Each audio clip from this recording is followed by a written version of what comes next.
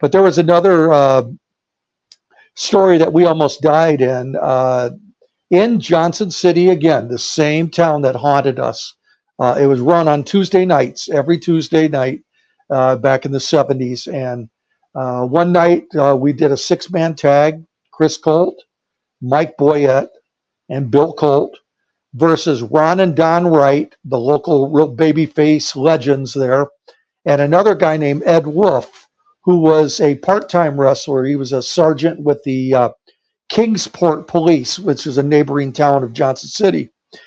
So that night, about 20 minutes into this main event tag match, Chris throws Ed Wolf over the top rope. And Ed Wolf was built, I don't know, similar, let's say, almost to a barbarian look. You know, pretty good size weightlifter kind of guy, about 6'3", 6'4", good sized man, power lifter look. And he threw him over the top rope, guided him over, took his bump. And when he took his bump, he caught the back of his leg on a chair that a manager had used earlier in the evening. When he pulled his leg up from the bottom of from this chair, blood started spurting out like a garden hose.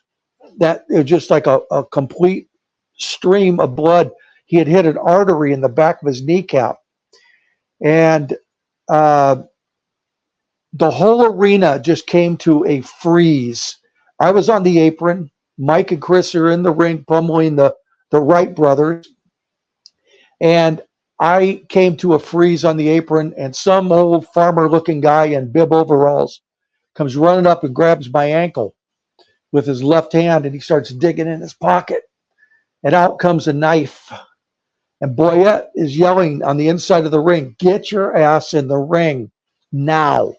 I was not even 18 years old. I was just a stupid punk kid. I froze. I was just looking down at this blood fill the arena floor ringside. So Mike finally came out and kicked this guy in the jaw. So Mike kicks this guy in the jaw to get him off of me, and this kicked him right as hard as he could. Mike ran from one end of the apron of the ring on the outside down the whole side, kicked this guy in the jaw. The guy went flying back. This old man, 50, 60 years old guy. So he takes a bump backwards. Mike grabs me by my leotard top and pulls me in the ring. And he says, "Get in the ring."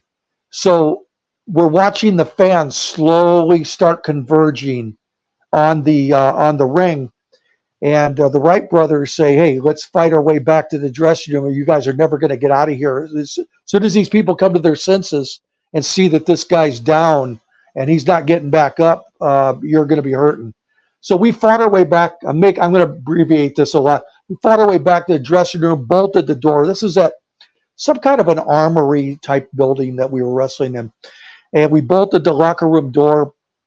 About 3 a.m, we were able to get our butts to the car. All the fans had finally left. All the chaos had died down. The next morning on Wednesday, we did promos for Nashville with Nick Goulas. And there we'd send our tapes out all across the states, to Indiana, Kentucky, Alabama, Arkansas, Mississippi, to the promos of the town we're going to talk about our upcoming matches. Well, Nick said, "Okay, you guys are going back to Johnson City next Tuesday." Of course, we were like married to that town. And we said, "Well, wait, before we go back, what's going on with this Ed Wolf guy? What happened to him last night?" And they said, "Hey, he's fine." They took him to the hospital. They stitched him up. He's going to be cool. Everything's great. Don't worry about him. Now, next week, Boyette and Chris, you're going to do just a regular tag match against the Wright brothers. And you're going to talk, and Bill, you're going to just be their manager. You two go in there and talk about how you're going to cripple them like you crippled Ed Wolf, and you're going to end their careers and just lay it out hard, strong. We want to sell that building out again. So we did that. And then we go on about our way. We wrestled in Nashville Wednesday night. Thursday, we were in probably Louisville, Kentucky. Friday, I think Huntsville, Alabama, and all these different towns. Saturday, we were in Chattanooga doing TVs during the day, and then Chattanooga house show at night. I think Sunday we might have been off. Monday we were in Memphis every Monday. Tuesday we were uh, back in Johnson City. So we get to the town about 4 o'clock in the afternoon. Put our bags in the locker room. Nobody else is there. None of the boys are there, and so all of a sudden there's a knock on the back of the door, and I open the door, and it's a cop standing there, and the cop goes, "Hey, can I see you and those other two guys, your two partners? Can you guys come outside for a minute?" I said, "Sure." So I said, "Chris, Mike, police want to see us outside." So we walk out the back door, and he says, "Shut the door." And we shut the door. And three of us are standing out there, and there's two cops. And these cops say, "We want you to know that you need to go to church and say a prayer for yourselves, that you're very, very lucky, because we had a chance to watch the show on a tape. Ed Wolf was our sergeant. They were from Kingsport, the police. They said Ed was our sergeant, great family man, a great friend of ours. And we want you to know that if he hadn't taken his own bump, they were smart enough to understand that you guys were going to be in a lot of trouble today." And we're like, well, what?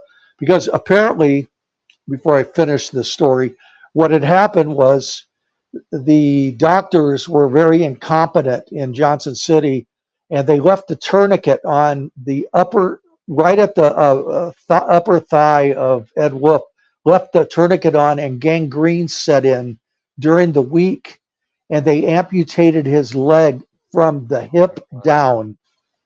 So this weightlifter, sergeant of the police force, husband of wife and two kids, been a cop for 15 years, he's now done. He's done. And so these cops said if he had not taken his own bump, and we realized that, we're smart enough to realize, we were going to stop you guys, you three, in your car, a couple miles out of town today on the way in, because we know the route you take. And we were going to walk you out in the woods a couple of miles, a mile maybe, and we were going to put a bullet in the back of all three of your heads. And no one would have ever found you again. The Colt brothers and that would have been history. And that's what we were going to do for our sergeant. So that just it still gives me goosebumps to think about it, because it was another episode of my life almost came to an end being around Chris Colt. I'm 18 and I almost died again. I almost went to prison the other time for that other episode, which was after this episode, a few weeks, where Mike and I were driving and almost hit Chris. That happened after this incident with Ed Wolf. So every week I was with Chris was a life-threatening situation that was created. Sometimes not even Chris's fault. Sometimes they were, but he instigated or caused a lot of problems. And that was another night of just like we were a nervous wreck going into that match, because we were thinking, oh my God, we can't hurt the Wright brothers tonight. If anything accidentally even happens, we're going to be in trouble having this happen 2 weeks in a row. So again, these are crazy stories, but they're true.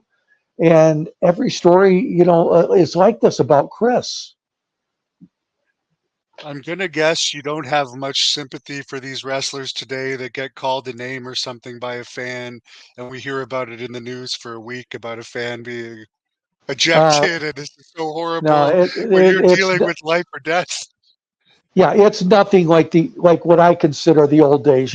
I'm sure somebody like a Harley Race would, if he was still alive, of course, would be talking about incidents in the 60s and the 50s for Luthez or others.